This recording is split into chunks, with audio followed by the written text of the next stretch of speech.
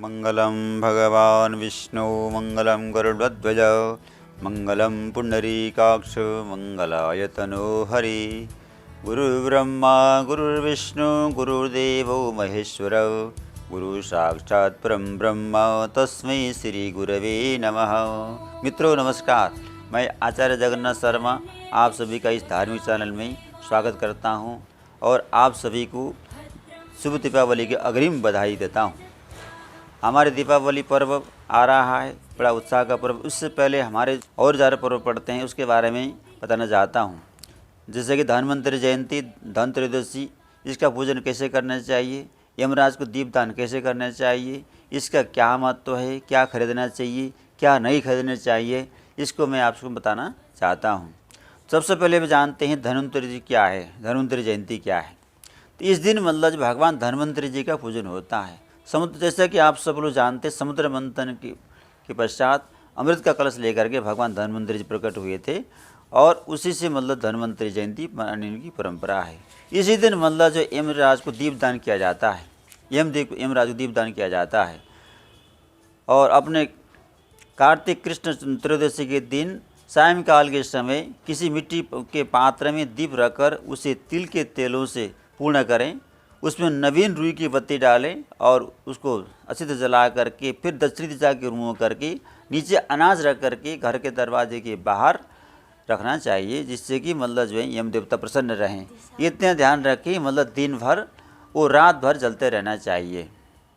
इसी दिन मतलब जो है यमराज ये देखते हैं कि मेरे लिए मतलब कौन दीपदान कर रहा है, तो यमराज जिसके घर में दीपदान करता हुआ देखते हैं उनसे प्रसन्न होते और उनके परिवार में कभी मतलब अकाल मृत्यु नहीं होती है। जो अकाल मृत्यु को प्राप्त हो गए हैं उनको मतलब जो है स्वर्ग भेजने के लिए भी ये किया जाता है। मृत्युनाम दंडपाशाभ्यम कालीन शमकासह त्रयोदश्याम दीपदानात् सूरज प्रियताम मम, इस मंत्र से उनकी प्रार्थना करनी चाहिए। यमराज को प्रार्थना करनी चाहिए। और विशेष करके ध्यान रख लीजिए, इस दिन क्या चीज़ खरीदे, तो सोना चांदी खरीदना शुभ है, लेकिन काली वस्तुओं का खरीदने इसमें निषेध है। विशेष करके लोहे की चीज़ नहीं खरीदना चाहिए, लोहे की बनी हुई खिलौने इत्यादि नहीं खरीदना चाहिए, नुकीली चीज़ नहीं खरीदना चाहिए और कांच के बर्तन भी नहीं खरीदना चाहिए, क्योंकि टूटने से अशुभ होते हैं, कांच के बर्तन खरीद होते हैं। और काले कपड़े भी नहीं खरीदने चाहिए। एक बार फिर याद रख लीजिए, काले कपड़े नहीं खरीदने चाहिए, कांच के बर्तन नहीं खरीदना चाहिए, लोहे के बर्तन नहीं खरीदना चाहिए और नुकीली चीज़ें जो चुभने वाली चीज़ें उनको भी नहीं खरीदना चाहिए। क्या खरीदना चाहिए, तो मिट्टी के बर्तन खरीद सकते हैं, दीप इत्यादि खरीद सकते हैं, सोने चांदी के आभूषण खरीद सकते हैं और मतलब जो महालक्ष्मी जी के पूजन के लिए और विविध सामग्री खरीद सकते हैं और अपने इस घर को सजावट करने के लिए बहुत सारे पदार्थ खरीद सकते हैं। लेकिन जो मैंने पहले बताया जो 4 चीज़ें उनको नहीं खरीदना चाहिए, जिससे कि मतलब जो हमारे घर में सुख शांति में विघ्न उत्पन्न न हो।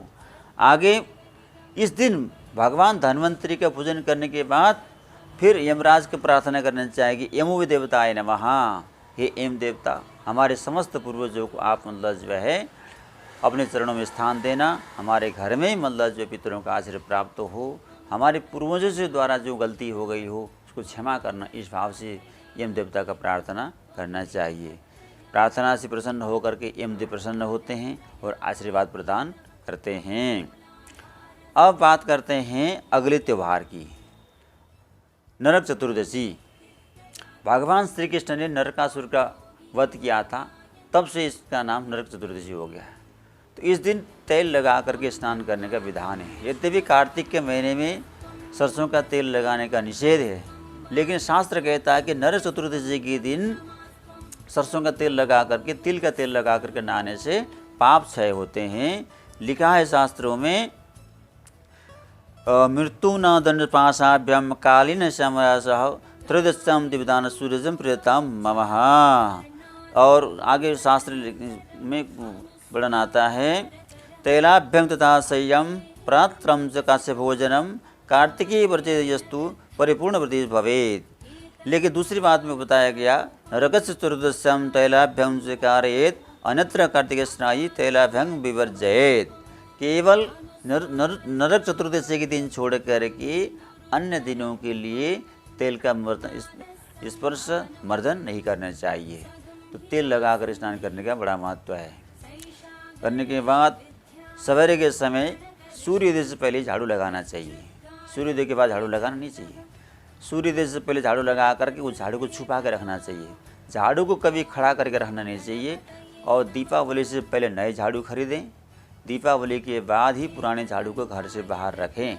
लेकिन याद रख लीजिए, घर की जो झाड़ू है किसी की उसको दृष्टि नहीं जानी चाहिए।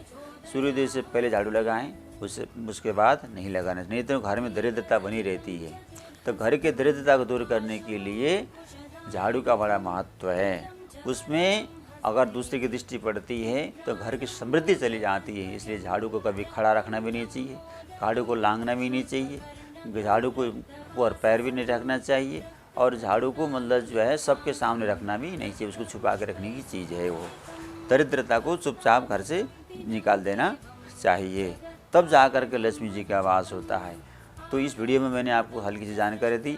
अब अगले वीडियो में दीपावली का पूजन कैसे करते हैं, उसका मुहूर्त क्या है, मैं अलग से बताऊंगा। तब तक के लिए